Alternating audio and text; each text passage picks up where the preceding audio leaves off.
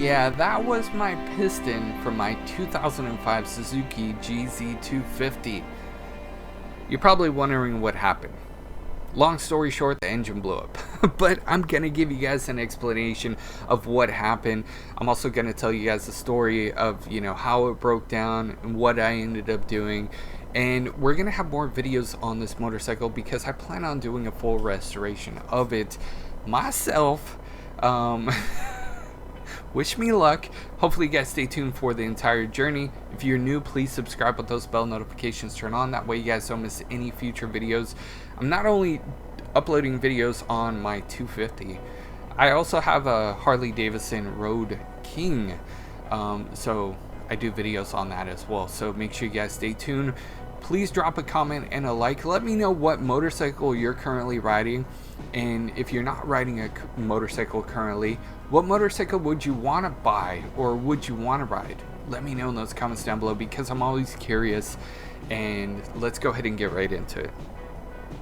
So, where do I even begin? I was on the highway. And you're probably thinking to yourself, what an idiot. You're on a 250 on the freeway. Yeah, I was. The 110 freeway in downtown Los Angeles, the speed limit's 55 miles an hour. I was going through rush hour in the fast lane, going about 50 miles an hour. Keep in mind, this motorcycle is happy about 65 miles an hour. Anything faster than that, you're probably wringing out the engine, to be completely honest with you guys. I know some guys claim that they can get 80 miles an hour on this motorcycle.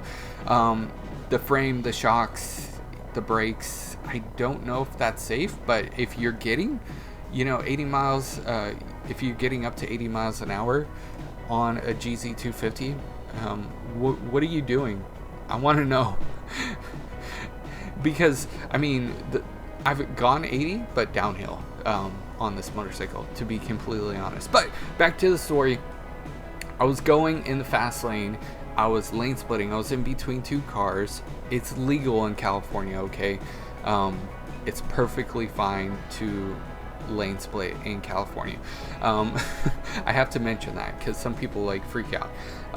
But all of a sudden, going about 50 miles an hour, and then the motorcycle felt like it breathed new life into it or something. All of a sudden, it picked up speed out of nowhere. I'm not changing my throttle position at all, and it just felt like I opened it up, and I started going really fast. I kind of got alert and nervous about that, so I let off the throttle and, try to kind of coast it for a little bit, and in a couple of seconds, I heard a big bang and a rattling noise, and I'm like, oh no, what is this? And at the same time, my rear wheel locks up on me. Keep in mind, I'm lane splitting. I'm in between two cars in the fast lane in Los Angeles, and boom, it happens. The rear wheel locks up. My instinct kicks in, pull the clutch in right away, and then I begin to coast off to the right hand side to hopefully get off the freeway. And it was scary because traffic had actually started picking up and cars were zooming past on the right and the left of me. Luckily, I was able to coast safely to the side and then get it home. I wanted to take it to my local mechanic because I really trust the guy. I go to him for a lot of stuff, but unfortunately he was moving at the time and he didn't have space or room to work on a new project. I called around other places. They wanted either way too much or not to deal with that at all.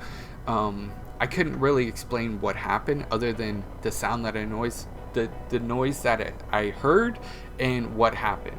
I tried to start the bike after that and I just heard a rattling noise. The mechanic said the worst case scenario is the bottom end of the motorcycle engine needs to be either fixed or replaced. That's going to be the most expensive thing. But if not, if it's on the top end, it's not going to be that big of a deal. Maybe you're going to spend $800 to fix it.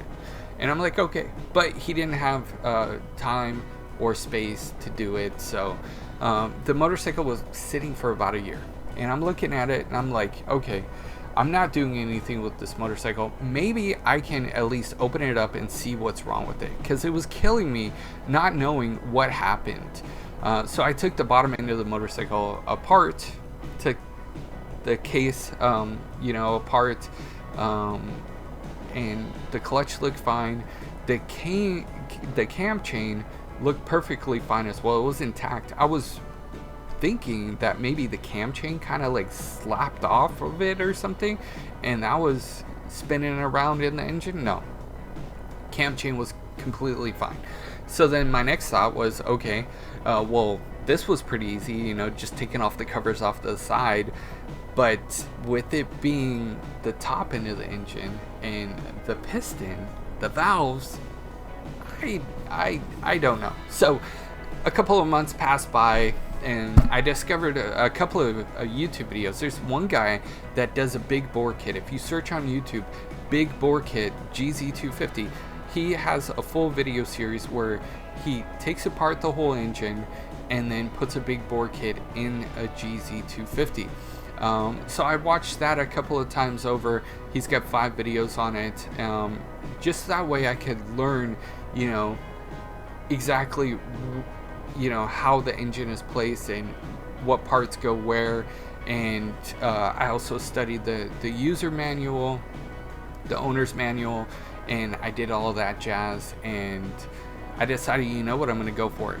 Took the tank off, took the top of the valve cover off, valve cylinder head, and this is what I found. I wasn't planning on making a full YouTube video on this subject. I was honestly just curious, and it was killing me inside not knowing what's wrong with my motorcycle. So I ended up finding the complete block and piston online on Amazon. So I ordered that. That came in.